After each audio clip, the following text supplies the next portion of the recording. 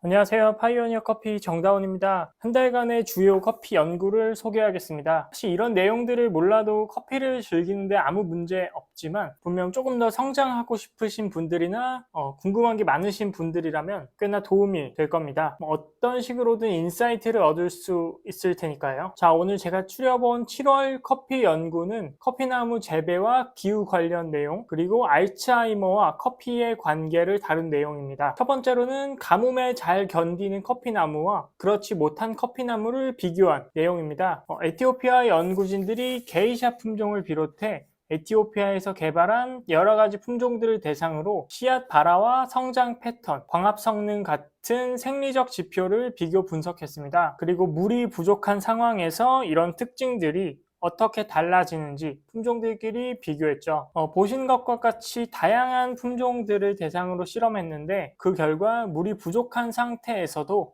74110 그리고 74112 품종들은 상대적으로 물을 보유하는 능력이 더 강했습니다. 그리고 광합성도 더 활발히 진행했죠. 또 커피나무 물 부족 스트레스에 대한 메커니즘을 다룬 리뷰 논문도 발표됐습니다. 형태학적, 생리학적, 분자생물학적인 관점에서 물 부족 스트레스가 커피나무에 어떤 영향을 미치는지 알아봤는데요. 단어가 조금 어렵겠지만 커피로 비교하면 이렇습니다. 예를 들면 커피 맛이 달라지는 이유를 테크니컬한 측면에서 바라볼 수도 있고 도구적인 측면에서 바라볼 수도 있고 미각과 후각 측면에서 바라볼 수도 있겠죠. 비슷하게 물 부족 스트레스 상황에서 커피나무의 유전자 발현이 어떻게 달라지는지, 광합성은 얼마나 감소하는지 등을 다룬 내용입니다. 사실 커피 식물 생리학 분야에서 고온 스트레스와 같이 물 부족 스트레스는 굉장히 활발한 연구 주제입니다. 왜냐하면 가뭄으로 인한 경제적 손실이 상당하거든요. 브라질이나 콜롬비아 같은 큰 농장들은 관계시설이라고 해서 어떤 나무 뿌리 근처에 물 파이프가 연결되어 있습니다. 그래서 센서나 일정 기간에 맞춰서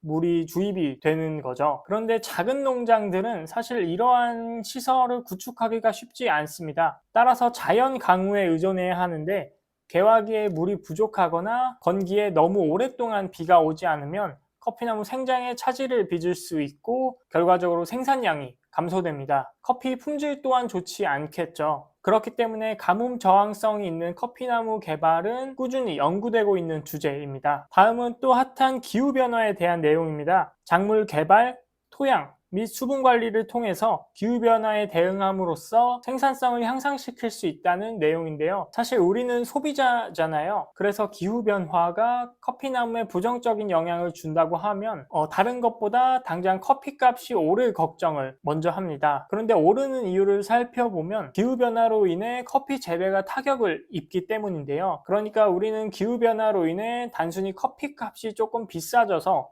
아쉬울 뿐이지만 생산자들은 생계가 걸려있기 때문에 기후변화가 상당히 큰 피해를 입힐 수 있는 겁니다. 그래서 저자들은 기존 발표된 기후변화 관련된 연구들을 모아서 분석했습니다. 약 80여 개의 연구들을 분석했는데요. 이 80여 개 중에 세부 주제는 산림농업과 재배 방식이 가장 많은 비율을 차지했습니다. 그리고 이러한 발표된 논문의 절반은 아메리카에서 발표됐고요. 그리고 아프리카가 뒤를 이었습니다. 그럼 기후변화가 도대체 어떤 영향을 미치는지 궁금하실 텐데요. 가장 큰 요인은 온도 상승입니다. 온도 상승으로 인해 토양 수분이 더 빠르게 감소하고 그로 인해서 가뭄의 타격을 입을 확률도 더 높아지겠죠. 결과적으로 토양 수분이 계속 낮게 유지된다면 생육이 저하되고 생산성과 품질에도 영향을 미칠 겁니다. 이에 대응하는 방법으로는 새로운 품종을 재배하는 것, 그러니까 가뭄에 조금 더 잘 견딜 수 있는 품종을 개발하거나 더 높은 지대로 이동해서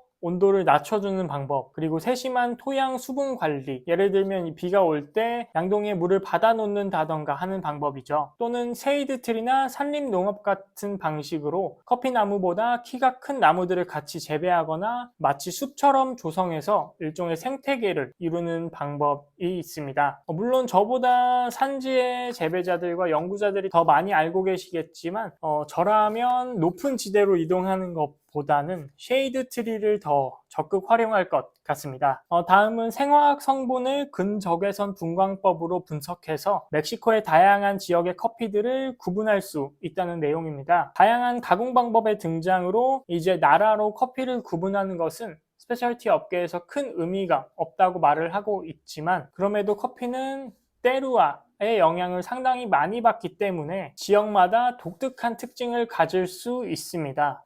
이 때루아라고 하는 것은 그 지역만의 어떤 토질, 그리고 강우 패턴, 일조량, 기온 등을 일컫는 뜻입니다. 물론 이 결과가 좋고 나쁨을 뜻하는 것은 아닙니다. 다만 이렇게 다르다라는 것을 보여줄 뿐이죠. 다음 그림을 보시면 멕시코의 주요 산지에 따라서 그룹이 각각 나뉘는 것을 볼 수 있습니다. 저도 블렌드 커피를 새로 개발할 때 같은 브라질 나라에서도 상당히 다양한 지역들을 테스트하곤 합니다. 마지막은 국내 뉴스에도 많이 소개되었던 내용인데요.